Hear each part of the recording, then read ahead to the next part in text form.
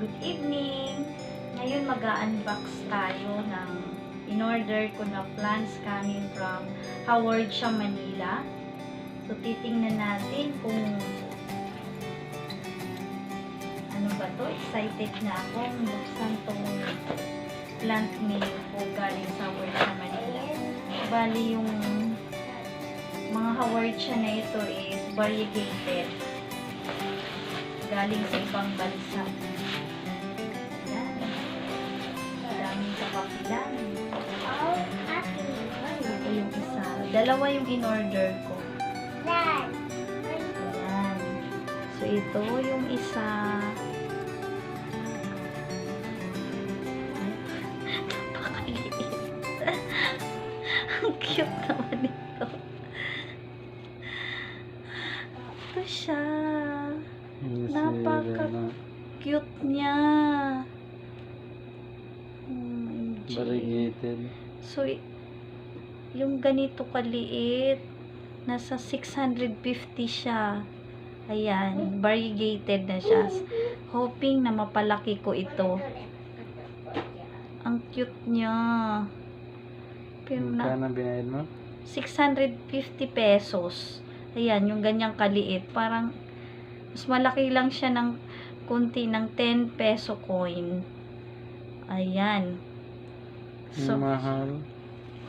ganyan talaga. Variegated yan. Ayan. At saka imported yan. Galing ibang bansa. Puro papel lang laman. Ayan.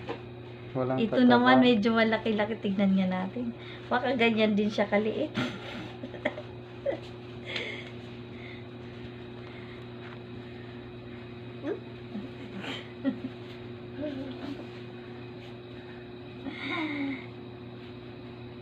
Ayan.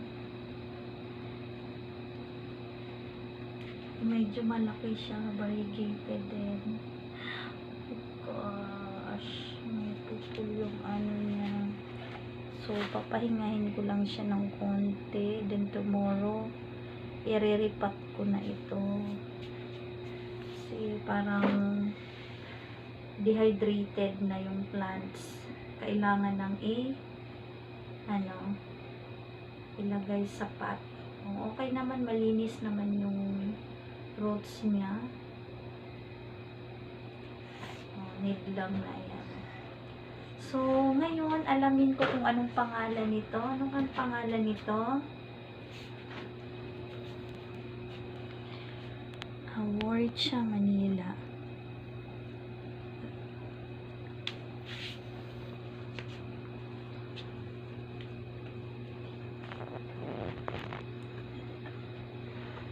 Ang pangalan niya ay ano yung pangalan ng ano?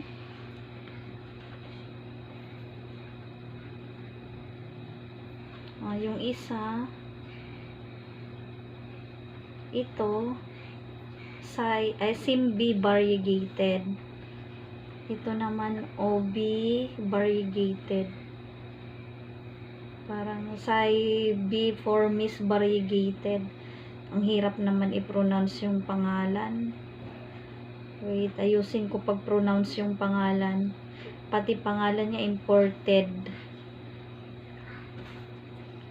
Ito, yung worth of, 250 pesos. Ang pangalan nito ay Howard Siya Simbi for Miss variegated.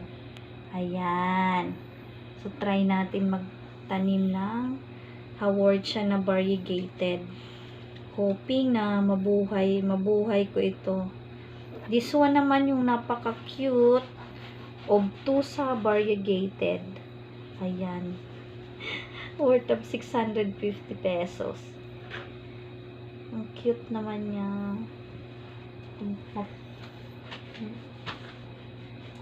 Kawawa yung plants, dehydrated na. So, bali bukas ko pa ito matanim. Sige, thank you for watching.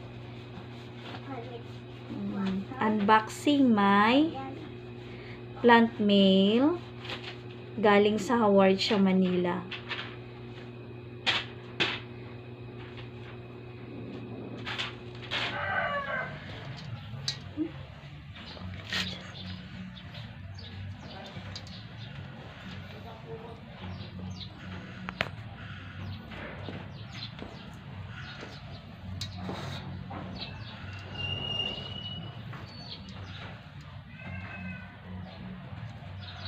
Soil mix yan.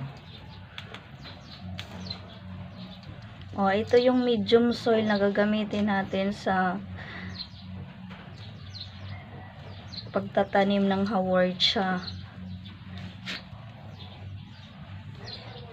Viewers. So ngayon, itatanim ko tong bago kong plant meal na na-unbox ko kagabi. So ang gagamitin kong medium soil, itong 50-50. Bakit tinawag kong 50-50? Kasi yung 50% niya pumice, yung 50%, yung other 50% composed of vermicast, rice hull, tapos loam soil. So ito yung gagamitin ko. Ito naman yung paso na gagamitin ko, medyo malalim siya, dapat maliit lang, kaso wala na akong mapagtaniman. So ayan, i-ano ko lang siya dito.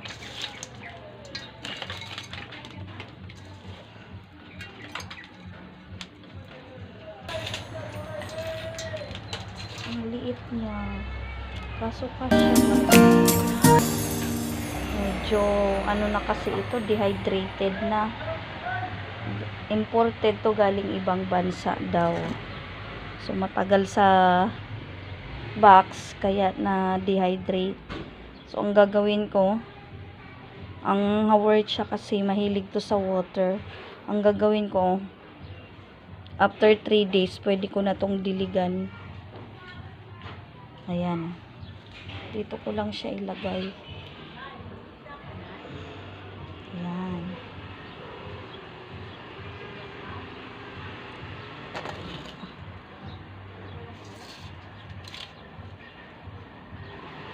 Okay, yan na po silang dalawa. Thank you for watching.